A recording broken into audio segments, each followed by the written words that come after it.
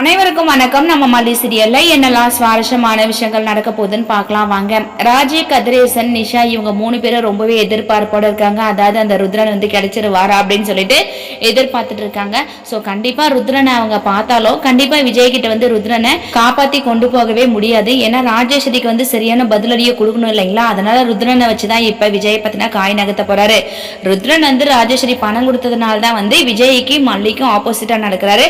ஒருவேளை விஜய் மல்லி 2 பேரும் வந்து ருத்ரன் கிட்ட நல்ல விதமா பேசி ஸோ ருத்ரனை வந்து ஒரு அண்ணன் அப்படின்ற மாதிரி நினைக்கிறேன் அப்படின்ற மாதிரி இவங்க 2 பேரும் வந்து ருத்ரனோட மனசை மாத்தனா ஸோ கண்டிப்பா ருத்ரன் வந்து கண்டிப்பா மல்லி விஜய் இவங்க 2 பேருக்கு தான் சப்போர்ட் பண்ணுவாரு. ஏன்னா மல்லியோட கேரக்டர் என்ன, விஜயோட கேரக்டர் என்ன, எவ்வளவு சாஃப்டானவங்க, மற்றவங்களை வந்து நல்லது செய்யணும்னு சொல்லிட்டு நினைக்கிறவங்க அப்படின்ற மாதிரி எல்லாம் ருத்ரன் பார்த்தீங்கன்னா அவங்க 2 பேரை பத்தி தெளிவா புரிஞ்சுக்கிட்டாங்க. ஏன்னா அப்படி இருந்ததுனால தான் என்ன ஏதுன்னு சொல்லிட்டு கூட விசாரிக்காம ருத்ரனை கொண்டு போயிட்டு ஹாஸ்பிட்டல சேர்த்துட்டாங்க. ஸோ இப்போ ருத்ரன் வந்து சேஃபா உயிரோட இருக்காருன்னா அதுக்கு காரணம் வந்து நம்ம விஜய், மல்லி, வெண்பா இவங்க 3 பேர் தான். அது எல்லாத்தையுமே ருத்ரன் ஒரு பக்கம் வந்து யோசிச்சு பார்த்துட்டு இருக்காரு. ஸோ இவங்க இல்லைன்னா இனி நம்ம வந்து உயிரோடு இருந்திருப்போமா இல்லையா அப்படின்னு சொல்லிட்டு கூட எதுவுமே தெரியாது. இனி அந்த ராஜேஸ்வரிக்கு நம்ம எதுவுமே செய்யக்கூடாது அப்படின்ற மாதிரி தான் ருத்ரன் வந்து அதிரடியான ஒரு முடிவுகள் எடுக்க போறாங்க. இதை கேட்ட ராஜி வந்து என்ன செய்ய போறாங்கன்னு சொல்லிட்டு வரப்போற எபிசோட வெயிட் பண்ணி பார்க்கலாம்.